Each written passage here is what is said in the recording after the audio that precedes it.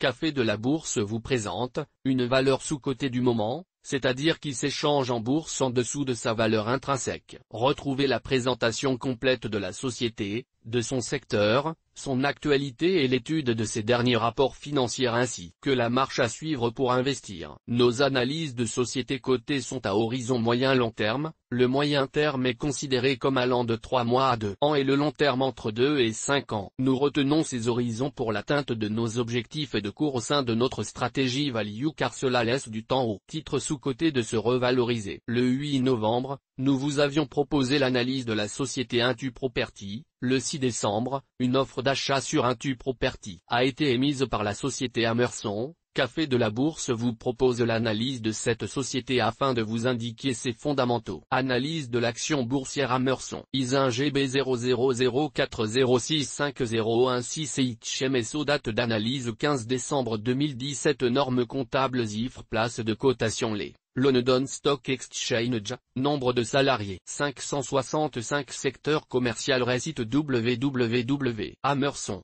Comme capitalisation boursière 4211 millions de livres. Dernier rapport financier 30 juin 2017. Volume d'actions moyen 3 mois 3 529 071. Nombre d'actions au capital 793 millions. Cours de bourse 5 livres et 34 pence. Plus haute historique mars 2017. Cours EGT 10 livres et 66 pence. Présentation de la société Amerson. Cette foncière de centres commerciaux est cotée sur le London Stock Exchange, LSE, spécialisée depuis 1942 dans la détention d'actifs fonciers de centres commerciaux et leur développement. Le patrimoine d'Amerson est composé de 23 grands centres commerciaux au Royaume-Uni, France et Irlande, 17 parcs de commerce de détail au Royaume-Uni, 20 magasins premium dans le reste de l'Europe. Au 30 juin 2017, le patrimoine d'Amerson est de 10,5 milliards de GBP. La sélection d'emplacements de premier choix, des études sur les modes de consommation, et l'ergonomie du parcours client sont au cœur des principes de la société. 140 experts assurent la gestion active du patrimoine. Amerson possède plus de 1000 baux commerciaux et plus de 448 000 m² de surface de vente. Les taux d'occupation sont de plus de 97% au 31 décembre 2016. Examen des rapports financiers d'Amerson. Bilan semestriel au 30 juin 2017. Total actif 10 266 millions de livres. Immobilisation corporelle, surface commerciale et JV,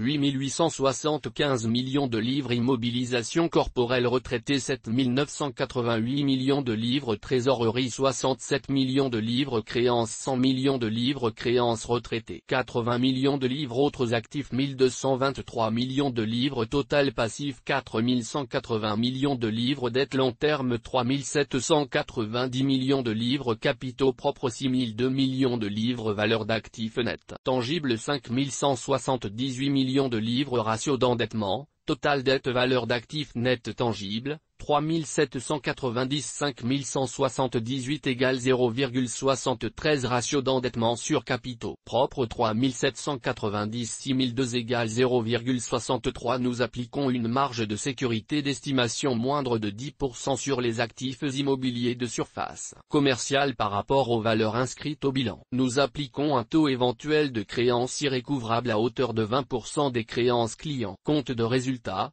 Cumul 5 ans 31 décembre 2012 EGT.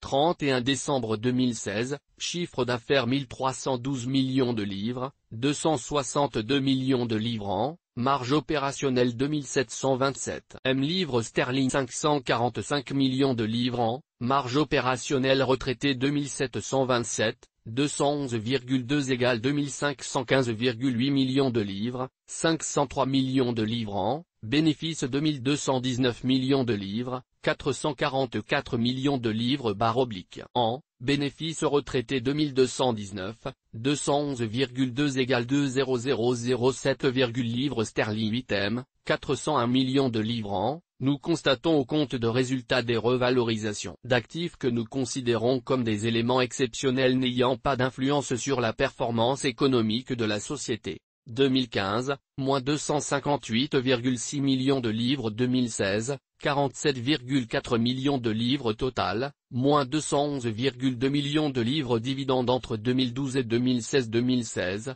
0,24 2015 livres, 0,223 2014 livres, 0,204 2013 livres.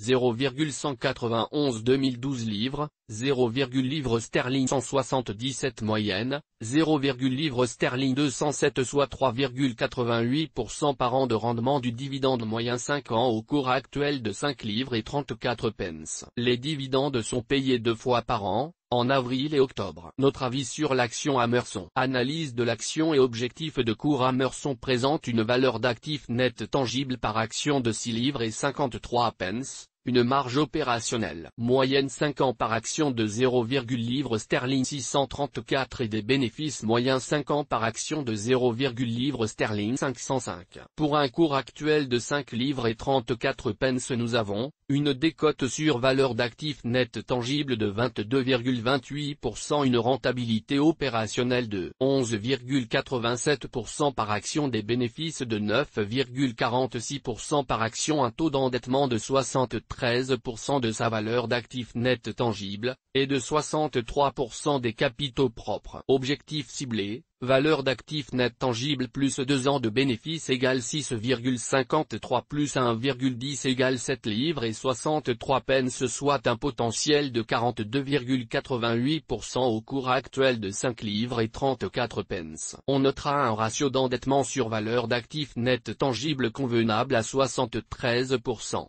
Ainsi qu'une rentabilité opérationnelle intéressante à plus de 11% par an. Les risques de l'action Amerson. Les principaux risques sont liés à la perte d'actifs liés aux éventuelles surestimations du parc immobilier, à l'actif du bilan ou à la fluctuation du marché de l'immobilier commercial, mais aussi à la baisse de fréquentation des consommateurs du fait de l'essor du e-commerce. De plus, soulignons que l'investissement en actions présente 4 principaux risques: risque de perte en capital, 1 risque de faillite, 2 risques de liquidité, 3 risques de change, 4 nous vous rappelons en outre que la diversification est un élément clé de tout portefeuille, permettant de réduire considérablement le risque. Nous vous conseillons donc idéalement d'engager entre 2% et 4% de votre portefeuille par société, ce qui correspond à un nombre de positions comprises entre 25 et 50. Les avantages de l'action Amerson. L'avantage concurrentiel, une foncière leader dans son pays, disposant d'emplacements de choix, des revenus de type perception de loyer, relativement sécurisant. Comment investir dans Amerson? Amerson étant une foncière anglaise, elle n'est pas éligible au PEA. Depuis le 21 octobre 2011, les foncières cotées ne sont plus éligibles au PEA car elles bénéficient d'avantages fiscaux en amont. Sur Euronext Paris, quelques exceptions existent comme à titre d'exemple Foncière RIS et Sebo Territoria. En revanche,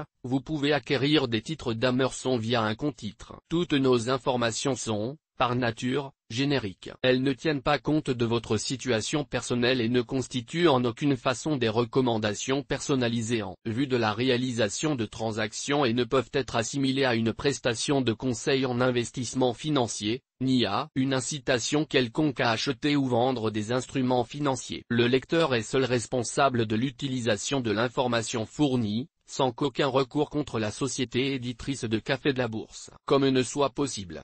La responsabilité de la société éditrice de Café de la Bourse, comme ne pourra en aucun cas être engagée en cas d'erreur, d'omission ou d'investissement inopportun. Risque de perte en capital. Le cours de la majorité des actions fluctue quotidiennement durant les horaires d'ouverture de leur place de cotation car elles répondent à des flux acheteurs et vendeurs. Le prix de l'action va fluctuer selon des volatilités variables. Cette volatilité correspond à l'amplitude des variations de cours. L'investisseur verra donc son capital s'apprécier ou se déprécier en corrélation à ces variations de cours. L'environnement économique, les perspectives de l'entreprise, les taux d'intérêt, les événements politiques, l'évolution de la fiscalité. Les risques naturels sont aussi des vecteurs pouvant influencer les cours des actions. Risque de faillite. la détention d'actions offre le droit de vote aux assemblées générales et un droit aux dividendes. S'agissant d'un titre de propriété d'une entreprise, celle-ci est aussi exposée au risque de faillite. Dans ce cas, une liquidation est effectuée et l'actionnaire peut éventuellement recevoir un boni de liquidation, mais cette situation est rare car suite à la vente des actifs par le liquidateur, l'État, les salariés et les créanciers sont prioritaires. Risque de liquidité: en cas de volume de transactions trop faible,